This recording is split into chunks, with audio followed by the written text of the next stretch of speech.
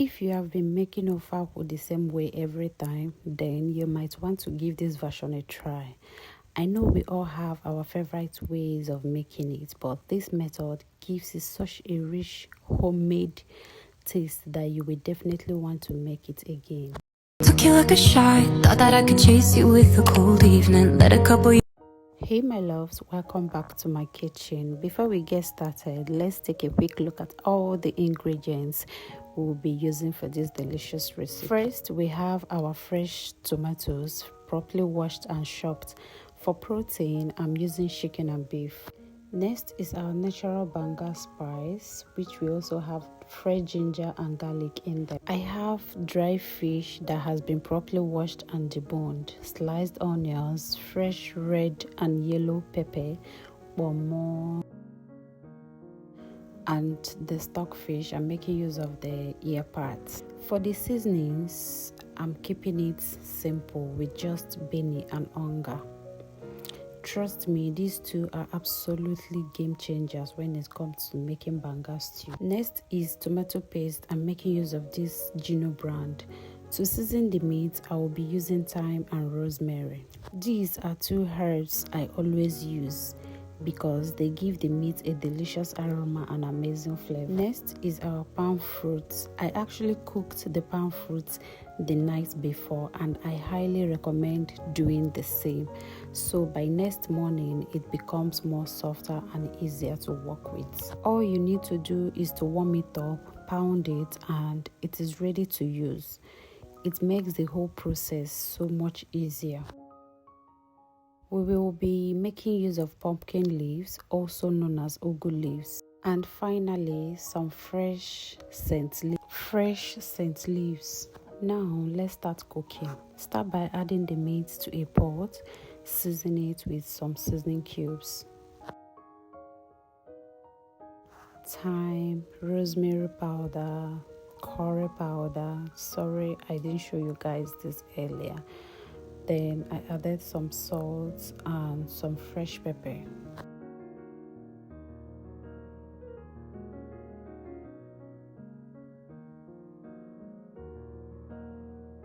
Give everything a good mix, then cover the pot and allow the meat to steam for a few minutes.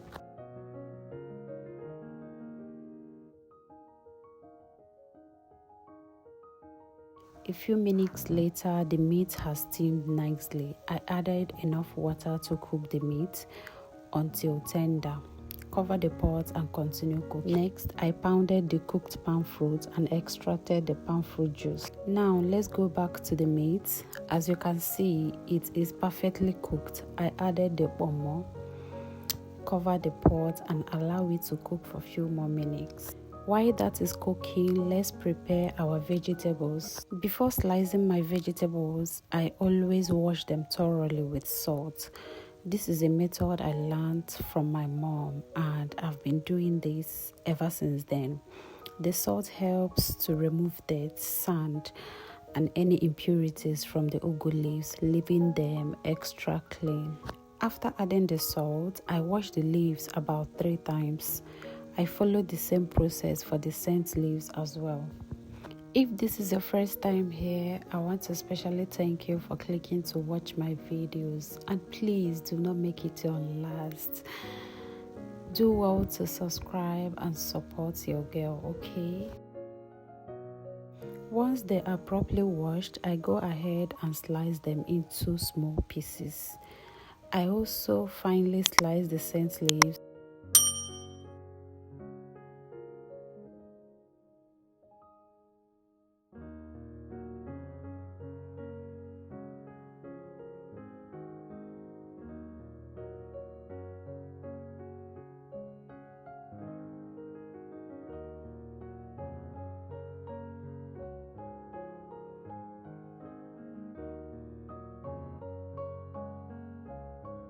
Now back to the meat. Everything is properly cooked. Place the palm fruit over the heat, then add the stockfish, dried fish, sliced onions, seasoning cubes, add a little salt, cover the pot and allow it to come to a boil. Once it starts boiling, I added the pounded fresh ginger, garlic and fresh pepper I showed you guys earlier. Give everything a good mix. Cover the pot and let it continue cooking until it thickens slightly. After a few minutes, this is exactly the consistency we are looking for. Set it aside. Now, in a separate pot, heat some vegetable oil and add the sliced onions. Fry them until they become soft.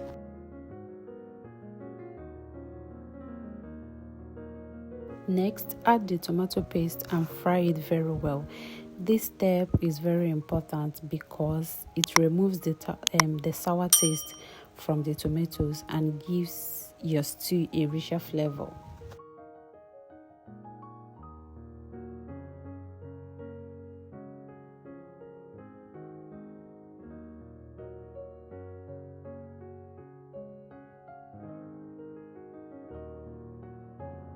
Once the tomato paste is nicely fried, add the fresh chopped tomatoes and stir everything together.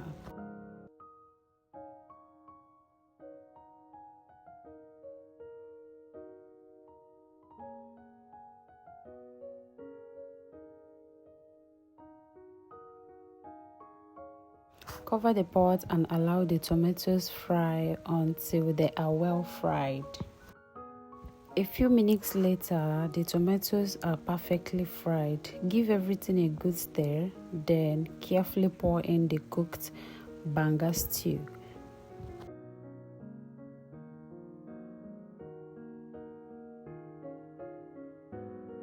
Mix well until both mixtures are fully combined.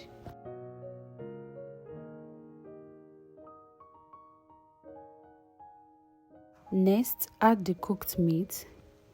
Stir everything together until they blend beautifully.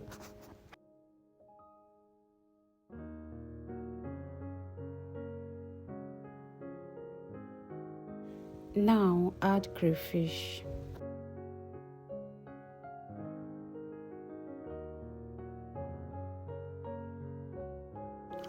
Penny seasonings, just small amount of it, and a small amount of the onga seasoning as well.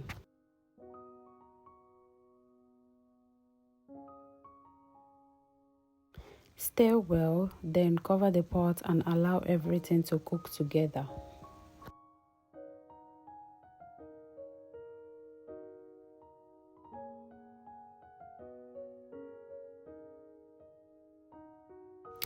After a few minutes, open the pot and give it another good stir.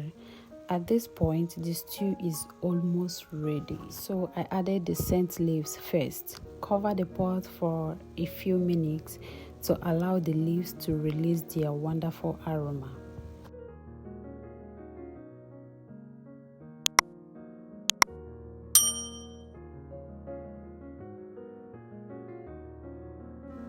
Finally, add the ugu leaves. Cover the pot again and let everything cook for just a few minutes.